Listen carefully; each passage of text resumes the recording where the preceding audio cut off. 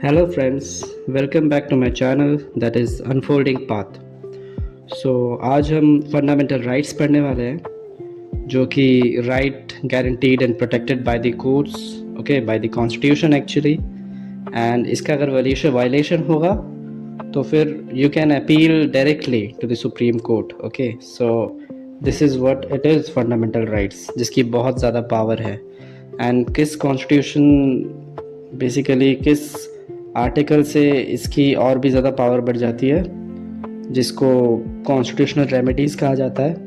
It is article 32, है ना, जो heart and soul of the constitution किसने कहा था? Doctor B R Ambedkar ji ने कहा था उसे, है ना। तो आज हम शुरुआत करेंगे क्लास की with a new part, that is a part 3rd of the Constitution of India, and it is fundamental rights, which is very important for any exam. If you take any exam, बहुत ज़्यादा important होता है अगर polity उस exam में as a subject है तो फिर उस एग्ज़ाम में ये डेफिनेटली आएगा। इसमें से क्वेश्चन एक दो तो पक्का आएगा ही आएगा। So why not read it perfectly, right. तो फिर अपना जो फंडामेंटल राइट्स है वो आर्टिकल 12 to 35 तक रहता है। एंड फंडामेंटल राइट्स जो है बेसिकली एक set of legal enforceable rights है। एनफोर्सेबल मतलब आप किसी भी कोर्ट में उसके उल्लंघन होने पर आप जा सकते हो, है ना, उसकी उसके उसके राइट पाने के लिए। तो कुछ साइलेंट फीचर्स है of the fundamental rights.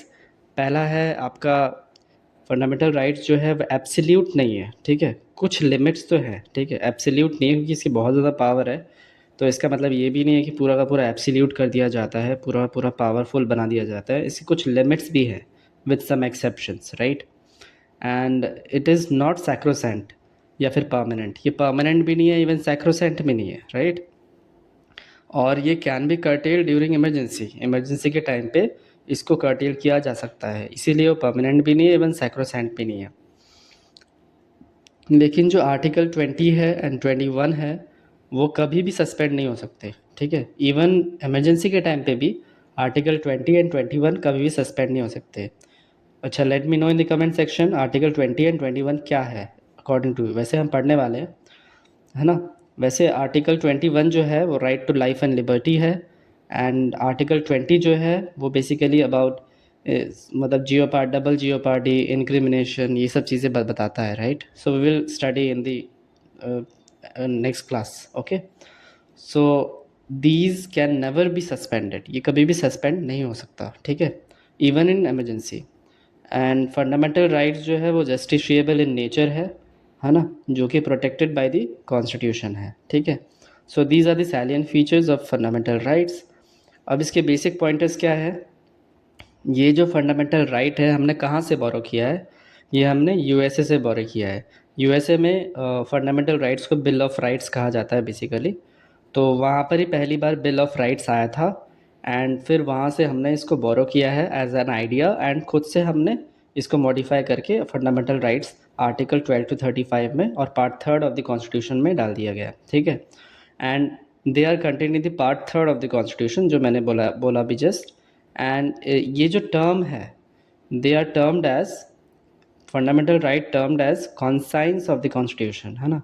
Conscience of the constitution हम कहते हैं बिकॉज ये जो है बेसिकली पूरा एकदम मतलब बोलते हैं ना कि एसेंस, तो इट इज़ ए कंसाइंस जिसके थ्रू कोई भी इंडिविजुअल जो कि सॉवरेन है, right, people are the sovereign, तो उनके लिए एक बड़ा सा हित है। तो इसी कारण से इस कॉन्स्टिट्यूशन का कंसाइंस बोला गया किसको? फंडामेंटल राइट्स को। And they seek to implement political democracy, ये पॉलिटिकल डेमोक्रेसी को इम्प्लीमेंट करते हैं। याद रखना, ये क्वेश्चन डेफिनेटली पूछा जाता है किसी भी एग्ज़ाम में कि फंडामेंटल राइट्स क्या करते हैं। Fundamental rights seeks to implement political democracy, right. And they are referred as Magna Carta of India, उसको फंडामेंटल राइट्स को मैग्ना कार्टा ऑफ इंडिया कहा जाता है, right. So originally there were 7 fundamental rights. Originally पहली जब जब constitution बना था तब टोटल 7 फंडामेंटल राइट्स थे, लेकिन फिर एक फंडामेंटल राइट को लीगल राइट बना दिया गया। करंटली अभी प्रेजेंटली 6 फंडामेंटल राइट्स है इसी कारण से। और कौन सा वो राइट था जिसको लीगल राइट बना दिया गया? वो था right to property. Right to property was removed from Part 3rd in 1978 by 44th constitutional amendment act. ठीक है, 44th कॉन्स्टिट्यूशनल अमेंडमेंट एक्ट के तहत फंडामेंटल राइट्स जो कि राइट टू प्रॉपर्टी था, आर्टिकल 31, वो यहाँ से फंडामेंटल राइट से उसको लीगल राइट बना दिया गया। ठीक है, under article 300A and part. Okay, there are 6 fundamental rights given in the constitution. 6 fundamental right है कॉन्स्टिट्यूशन में मेंशन। कौन कौन सा है?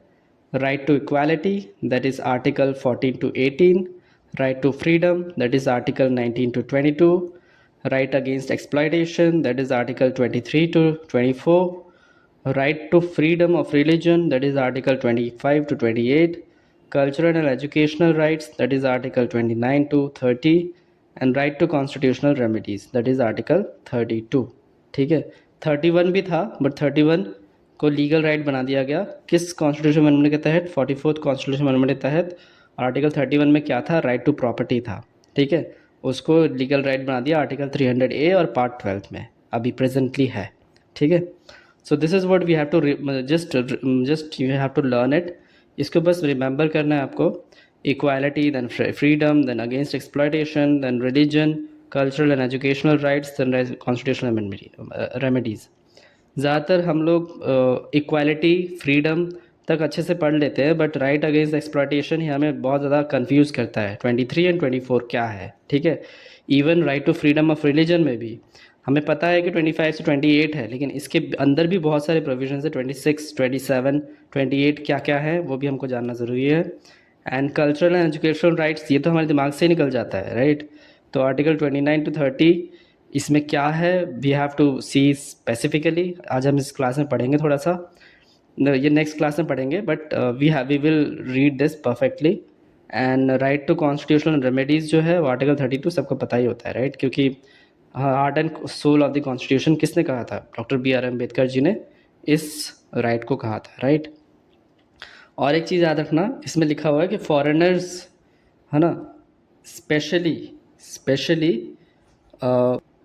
सिटीजन्स के लिए ये fundamental rights are only for citizens. ठीक है, स्पेशली 15, 16, 19, 29 एंड 30 कोई भी फॉरेनर एक्सरसाइज नहीं कर सकता, right. No foreigners can exercise this, only the citizen of India. ठीक है, so this is all about today's class. We will read all this in detail in the next class. Okay, so it's a very big chapter and also very interesting because these are the rights that we should know about it, right? हमें पता होना चाहिए as a citizen of India, fundamental rights are very important and we need to know about it. So इसको thoroughly with all detail we will start it from tomorrow. Thank you.